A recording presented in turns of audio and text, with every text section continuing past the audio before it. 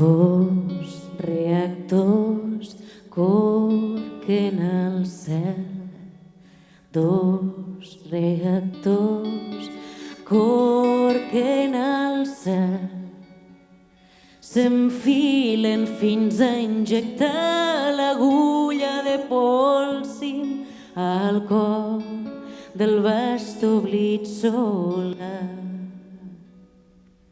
Arran de terra el món amaga, arran de terra el món amaga, que també li fuig el seny i gira amb lenta astúcia periosa.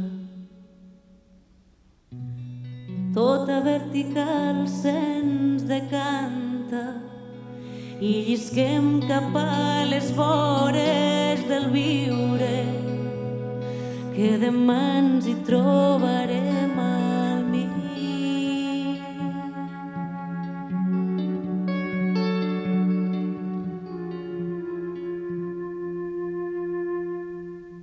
Avui diumenge els ametllers riuen de veure's nus encara en l'aigua dels rierols, que fan les seves ombres precipitades ras avall.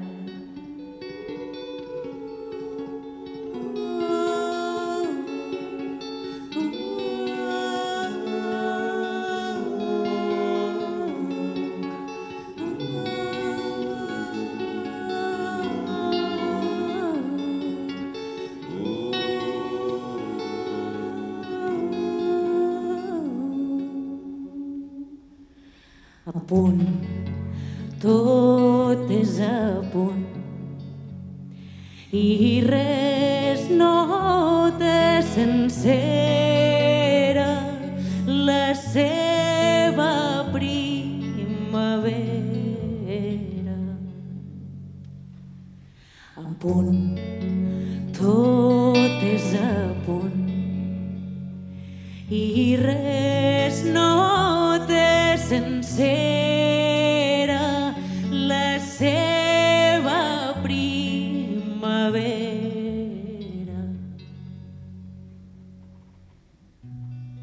Tot és més persuasiu així, prim i translúcid. Com que ens ho creiem tot, ens sentim rics, feliços de gustar tots un sol gust. Partint-nos els dies que vindran per tots nosaltres,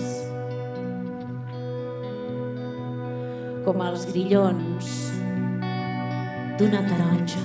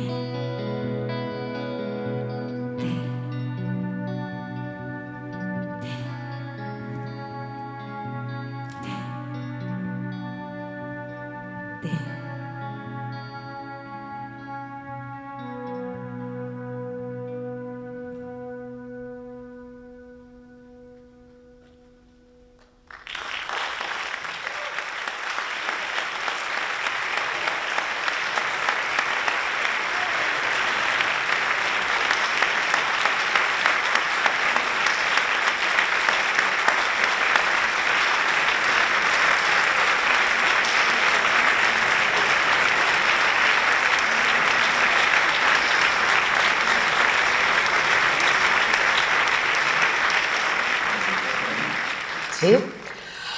Ai, que fort.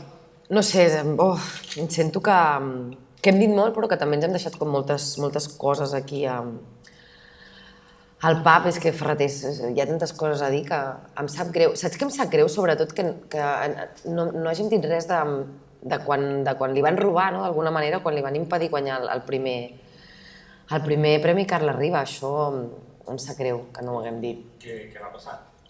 No, doncs que el Garcés defensava això, no? que l'existència dels límits poètics, i va dir que la poesia de Ferreter destruïa, no? Aquests límits que hi hauria d'haver. Literalment va dir: amb els versos provocatius del recull de Ferreter correm el risc d'embrutar la poesia catalana, i si això passa, nosaltres ens cobrirem de glòria embrutant-nos.